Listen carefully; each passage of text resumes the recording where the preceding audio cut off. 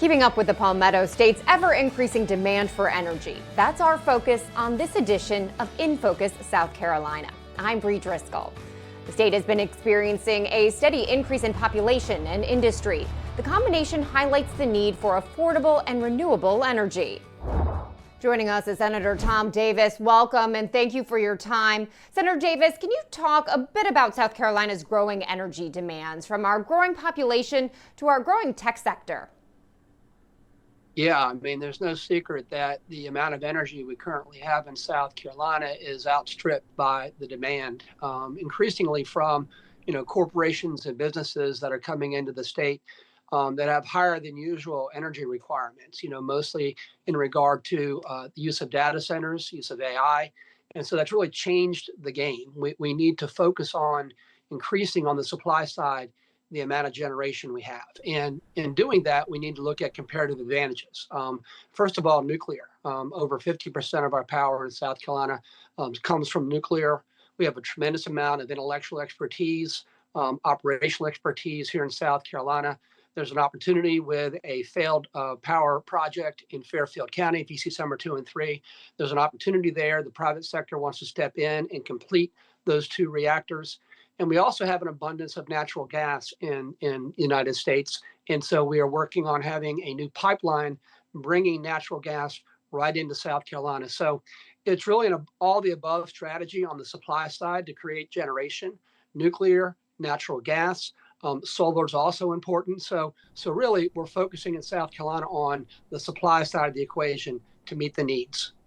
I want to talk to you a little bit more about this unfinished nuclear plant. Can you tell me about this push and where we stand when it comes to getting this back online? Right. What we're talking about here is a failed joint venture. They pulled the plug on it in July 2017 in regard to Dominion. It wasn't Dominion then, it was SC&G then, since bought by Dominion. But the joint venture was between SCE&G and Santee Cooper, a state-owned power company. And after spending about $9 billion, money that's in the taxpayers' rate base, by the way, they're paying for that. After spending $9 billion, those two utilities pulled the plug and said, we can't complete this project. One of the things that I did in 2018 was filed a joint resolution requiring Santee Cooper to keep the assets on site in good condition in case economic circumstances ever changed that made completion of those facilities or those reactors feasible. Now, with these increased power demands on the demand side and large hyperscaler users like Google and Meta and Microsoft, now that they have these power needs, the economic conditions have changed.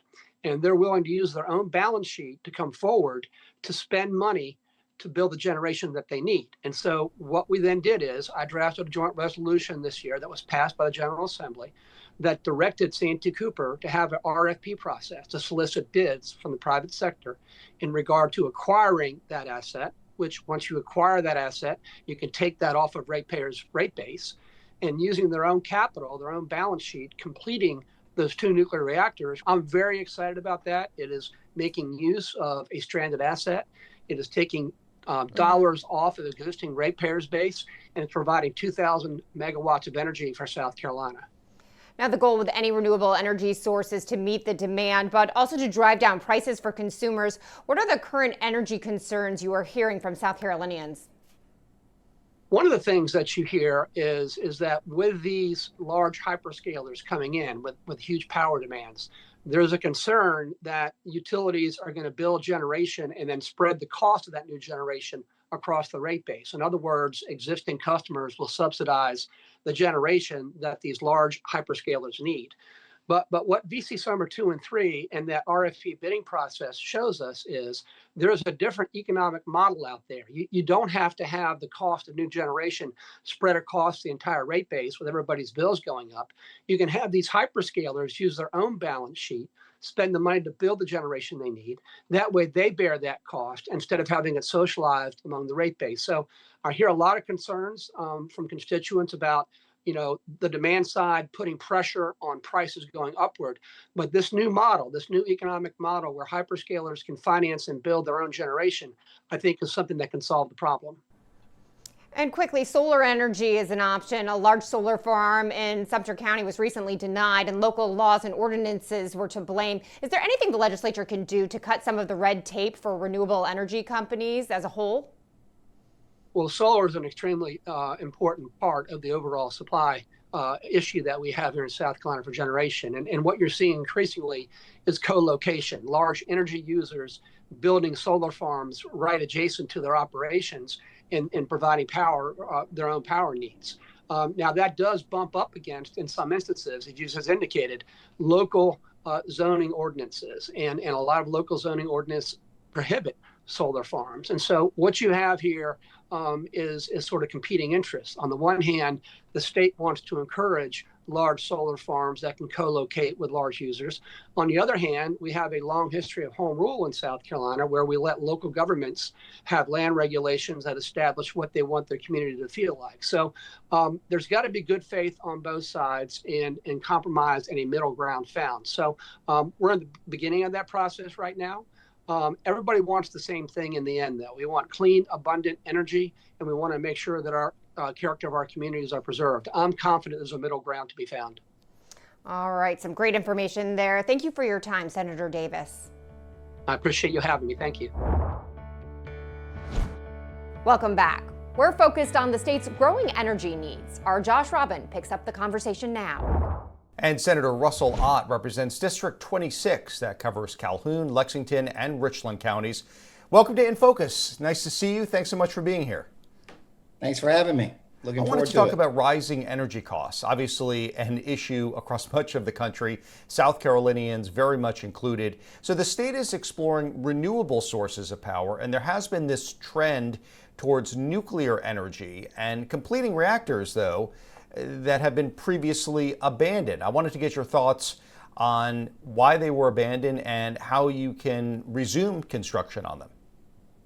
Yeah, I think everyone is painfully aware of ultimately how they were abandoned with the VC Summer situation that we had several years ago. That certainly put South Carolina in a tough spot. It was a tough issue. I was at the very beginning of my term in the House of Representatives, and we really had to dig into it and get to the bottom of it. But it did. It put South Carolina in a tough spot because we had, for lack of a better term, put a lot of eggs into that one particular basket of expecting to have those 2 reactors coming online. And when they didn't, that has certainly put us in a position of needing additional energy. South Carolina has a long proud history of generating electricity with nuclear. And in fact, I think it's shown that it really has helped keep prices low in our state. The last I saw in 2024, I think that we were somewhere around the 14th cheapest state in the country. Mm-hmm. We're paying less for retail costs of electricity than the national average.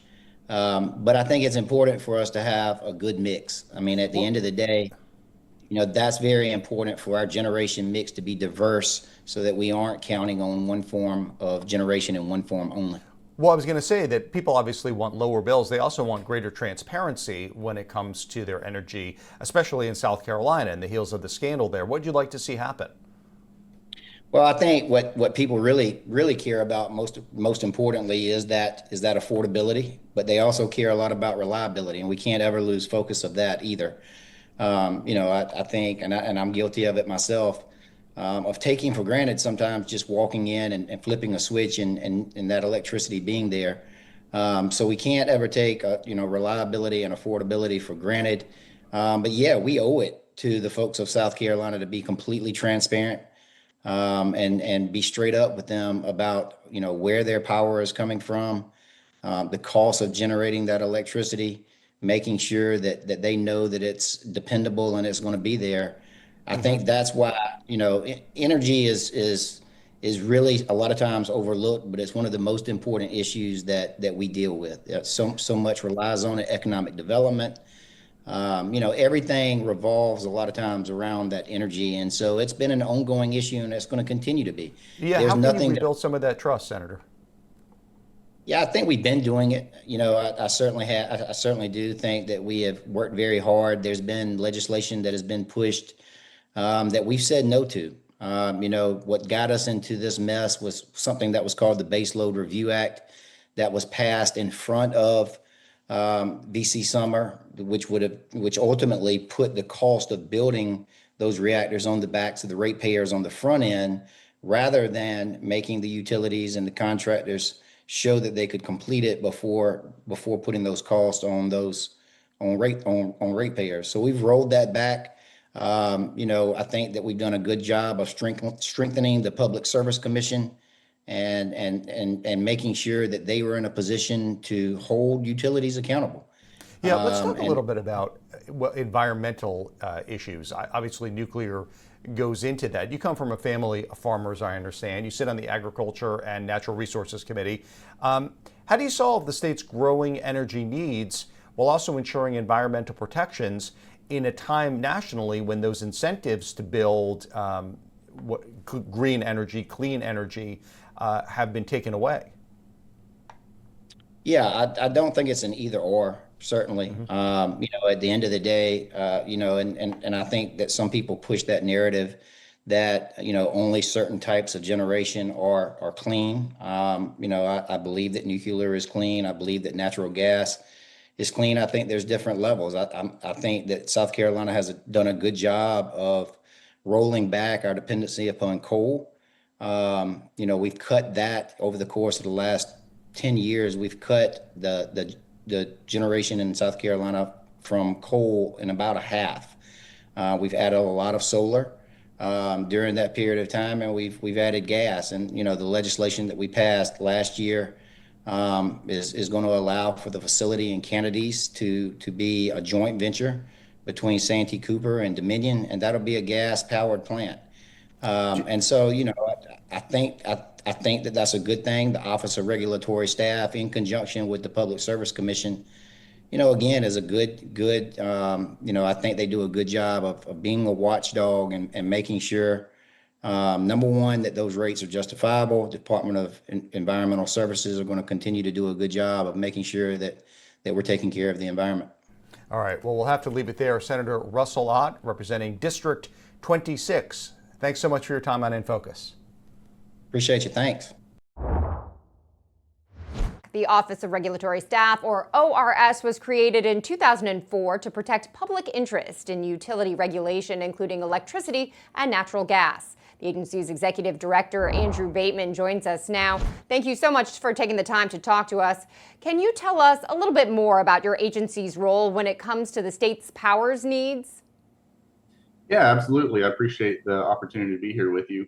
So as you mentioned, we have the obligation, the statutorily created obligation to represent the public interest in matters before the Public Service Commission. And that's really not changed since the creation in 2004. What has changed in 2018, the definition of public interest actually changed. Prior to 2018, it included really a few different things, looking out for the financial integrity of the utility, the ability of the utility to provide reliable and high quality service, and utility services for all classes of customers. Now, subsequent to 2018, that changed in that the financial integrity of the utility really was struck from that definition. Over the past couple of legislative sessions, the obligation to represent the public interest hasn't really been at issue, but the definition of public interest has. It started out with House Bill 5118 a couple of years ago and transitions to House Bill 3309 this past session. In the end, the General Assembly decided not to substantively change the definition of public interest. So at this point in time, we still represent the public interest in matters before the Public Service Commission. Public interest, of course, means utility services for all classes of customers and the ability of the utility to provide reliable and high quality service. And that's kind of the public facing component of what we do. That's what folks who follow these issues sort of recognize what we do. Something that we do behind the scenes that I think is crucially important is we work with other state agencies and utility partners during natural disasters in the state. Hurricane Helene, it hit South Carolina about a year ago. It tracked up the western half of the state which is a bit unusual for hurricanes to begin with. But what was particularly unusual about Helene is how much strength it maintained the further inland it went. And in fact, northeastern Georgia was hit fairly hard. Southwestern North Carolina, northwestern South Carolina were all hit fairly hard. And in fact, at its peak, South Carolina had more outages than North Carolina and Georgia.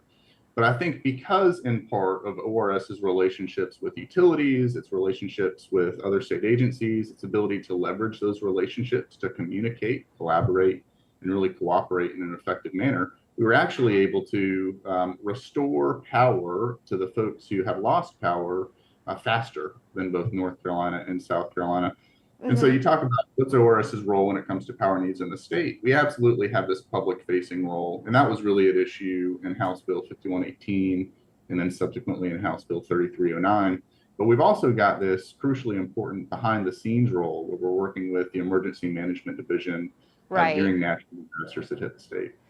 And let me ask you about this. With the state looking to up its nuclear power production, how can your office help protect and rebuild trust with residents who are skeptical after what unfolded in 2017? Yeah, that's a great question. I think there's a couple of different ways in which we look to tackle that and prevent another issue happening like what happened in 2017 and 2018. In part, it goes back to what I was just talking about, which is those relationships and that trust, or not trust, but the relationships that we've built with utility folks. We've got strong relationships. We leverage those relationships, obviously, for information as to what's going on. But you can't count just on those relationships. And so I think the General Assembly in House Bill 3309 really did put in some statutory guardrails. And we combined those statutory guardrails with the relationships, the strong relationships that we have. I think together those will mitigate any risk of what happened in 2017, 2018 from happening again. For example, if you look in 5833-195 and 5833-200, those are both code sections that were passed in House Bill 3309. Both of those code sections discuss the requirement on the Office of Regulatory Staff to go out and hire outside construction monitors. One of those sections in particular is dealing with Kennedy's, which of course is potentially a gas plant to be built between Dominion and Santee Cooper. Well, can I ask you about that? Can I interject here? There are proposals for new natural gas plants in the state, one by Dominion Energy and Santee Cooper, that would create one of the largest gas plants in the U.S. The other proposal is by Duke Energy. It's part of the search for reliable energy sources. But there are environmental and health concerns. Can you talk about the oversight on these projects? Yeah, absolutely. Great question. So in South Carolina, there's the Siting Act, and when a utility wants to build a generation facility that exceeds a certain megawatt threshold, and in South Carolina, it's 75 megawatts, they have to go before the Public Service Commission, and they have to get what's called a Certificate of Public Convenience and Necessity, a CPCN. And both the Kennedy site and the Duke natural gas site that I think you're referring to would exceed that 75 megawatt threshold, which means they'd have to come in for a CPCN and get that from the Public Service Commission. As part of that CPCN filing, there are a number of parties which are automatically parties to that proceeding. ORS is one of them, but so is DHEC, which is now the Department of Environmental Services in South Carolina. It's kind of our environmental agency. So is the Department of Natural Resources in South Carolina. So while ORS itself is not necessarily an environmental agency, when a utility does want to construct those large natural gas facilities, they have to file for the certificate to get that from the Public Service Commission. And is there also an outlet for concerned residents to raise questions or get more information? Oh, absolutely, yeah. So to get more information, let's say you're just a resident generic and you're not someone who's going to be impacted necessarily directly by these facilities, don't hesitate. Reach out to ORS. We've got, you can look up me, honestly, on the internet. My direct line is there. Also, you can call the generic line, 803-737-0800. If you're a resident who's going to be directly impacted and you have standing, you can actually intervene in these proceedings before the Public Service Commission. To the extent you had concerns, you could make your concerns known there. You'd have the ability to ask questions, and really participate in the proceeding and make your voice heard. All right. Andrew Bateman from the Office of Regulatory Staff, thank you so much for your time. Absolutely. Thank you. A big thank you to our guests for their time. We'd also like to thank you for spending part of your weekend with us. I'm Bree Driscoll. Have a great day. Thanks for watching our YouTube channel. To keep up with important issues impacting our communities and hear more conversations with the people who are shaping the future, subscribe to our channel. You can also download our app or find Spectrum News on your TV for balanced, in-depth political coverage and more.